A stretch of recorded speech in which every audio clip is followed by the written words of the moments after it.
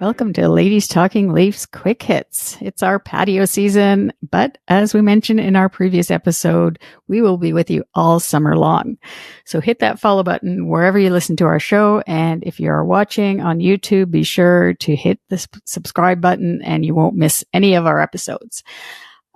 Quick reminder though that this show is presented to you by BetOnline. BetOnline is the world's most trusted betting platform and your number one source for everything on online sports betting.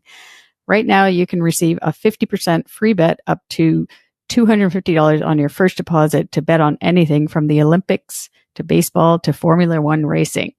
BetOnline has every stat, every matchup, and even live odds and spreads while the games are being played. When the game is over, head on over to our online casino and get in on the game of blackjack or poker or unwind with one of our over 150 slot games. Head to the website today to get in on the action. Use promo code BELIEVE, that's BLEAV, for your 50% free bet credit on your first deposit of up to $250. Bet online, the game starts here. So please gamble responsibly. If you or someone you know needs support or advice, reach out to Connex Ontario or an organization near you. Place your limits and stay within it.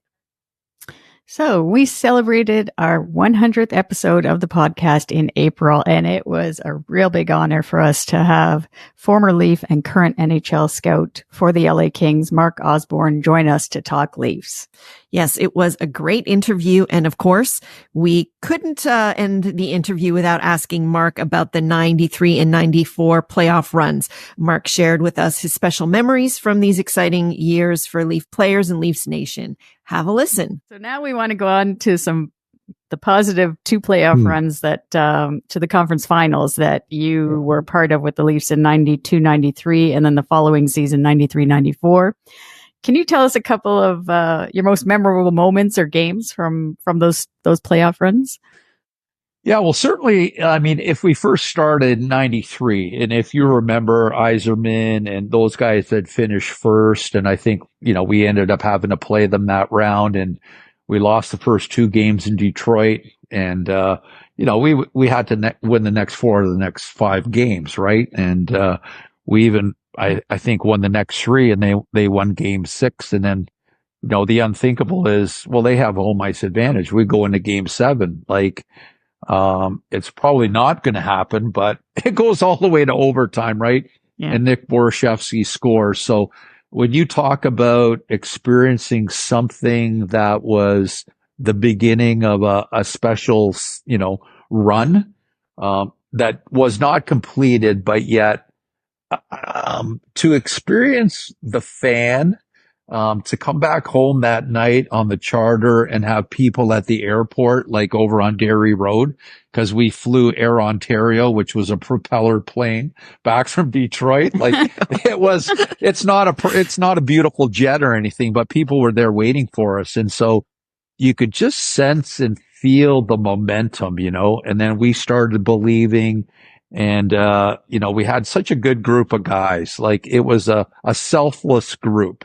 And what I mean by that is that, it was led by Dougie and Wendell. We had Felix and net. I mean, it was almost like a movie, right? In some ways, right? With Pat behind the bench, this old, cop, and he had that kind of mentality where you were afraid to lose because practice the next day would be tough.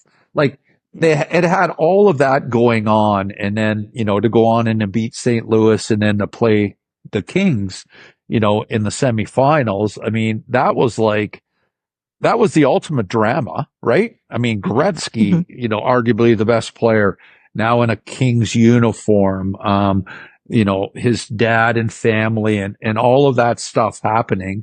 And then going up in that series and having the controversy in game 6. Yeah.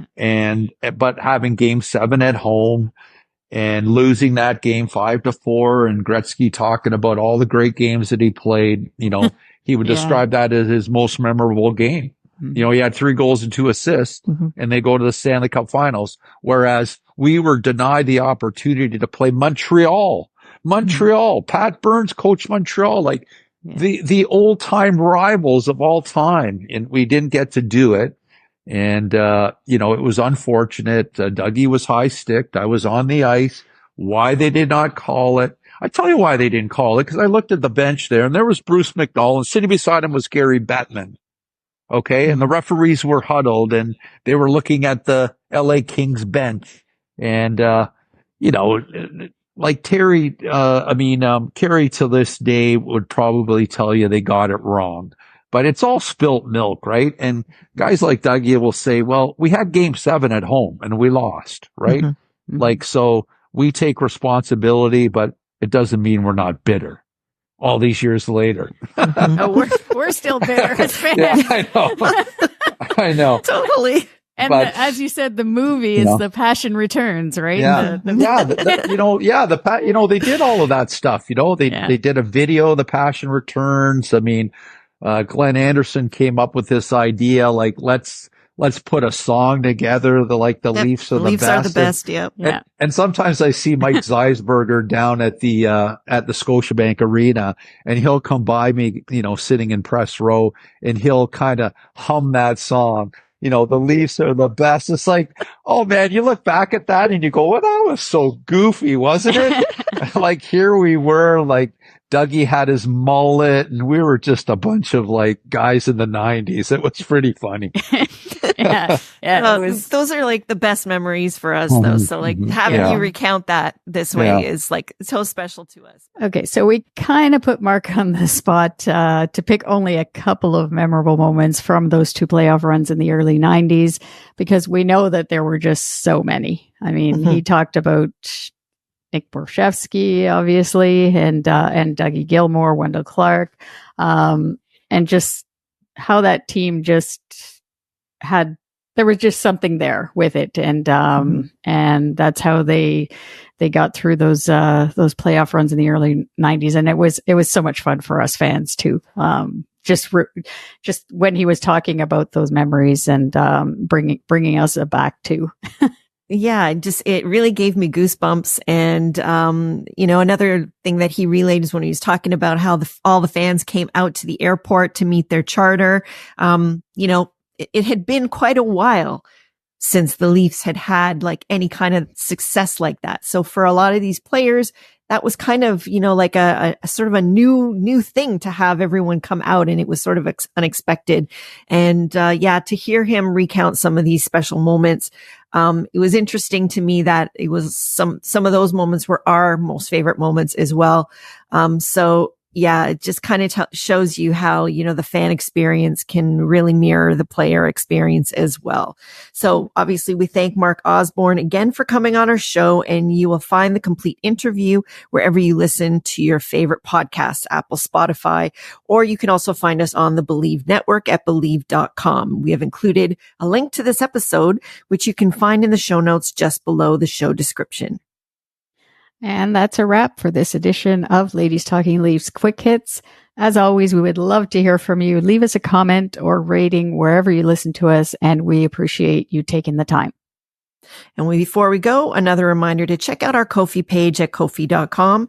In our photo gallery, we share our memories from the All-Star game, our trip to Stockholm, and many of our other adventures following the Leafs over the years. So you can find the link in our show notes, and enjoy patio season, Leafs Nation. We'll see you soon. Go Leafs, go. Leafs, go. Do you believe?